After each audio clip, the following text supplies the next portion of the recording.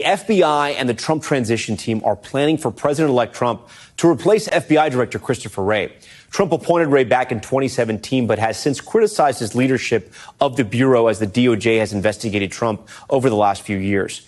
Trump is also reportedly considering replacing him with Kash Patel, who served as a Defense Department official during Trump's first term and has promised to go after Trump's political opponents, including journalists. For more on this, I want to bring in NBC News Justice and Intelligence correspondent Ken Dilanian. Ken, so great to have you tonight on the show. First off, talk to us about the relationship between President-elect Trump and current FBI Director Christopher Wray. It's a mixed bag, Tom, I would say. As you mentioned, Trump hired Christopher Wray. Christopher Wray is a Republican, a lifelong Republican, and he's done his best to try to stay out of Donald Trump's crosshairs, both during the Trump administration and after. But Trump has criticized him by name on occasion, but yet not so vigorously as he had, say, people like Jack Smith or Merrick Garland. But Trump has gone after the FBI, particularly once the investigations picked up and the Mar-a-Lago raid. Trump has had nothing good to say about the FBI during Wray's tenure, although I've been told that privately, occasionally, Trump has said nice things about Christopher Wray. But it looks like the bottom line is there's so much momentum to get a new leader at the FBI under Donald Trump that Wray may not survive. All right, so let's go to the next step here. Who is Kash Patel, and how did he get into Trump's orbit?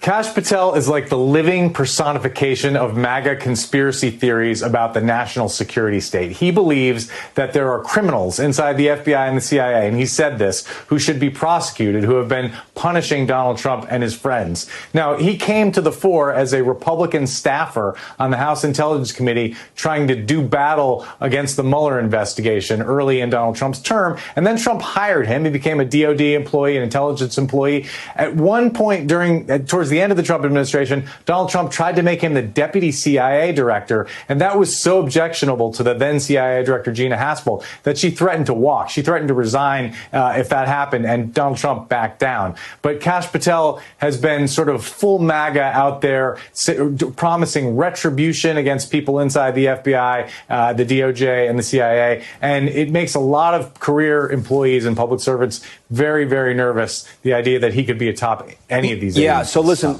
you know, the president-elect obviously was an outsider during his first run. He likes to hire outsiders. You sort of answered this, but I want to ask you directly, does Kash Patel have the background to lead the FBI? And if he's appointed, how will the Bureau react? Well, look, by traditional standards, of course not. And don't take my word for it. Bill Barr, the former Attorney General, Donald Trump appointee, said as much when he was being considered, Mr. Patel was, for other jobs. But we're in a new world now where, you know, all kinds of people with very little experience are going to be elevated to some of these jobs. There would be fear, trepidation, revulsion in the FBI or the CIA if Kash Patel was placed at the top of those agencies. There might be resignations, but at the same time, you know, these are seasoned public servants. They're going to put their head down and do their job and follow lawful orders, and they understand as well as the rest of us that the president gets to hire the people he wants to hire. Now, of course, these jobs are subject to Senate confirmation, so senators will have a say. There'll be background checks. There'll be financial disclosures, but at the end of the day, Donald Trump gets to hire who he wants to hire. Okay, Ken Dilanian, we thank you for that, all that analysis and report.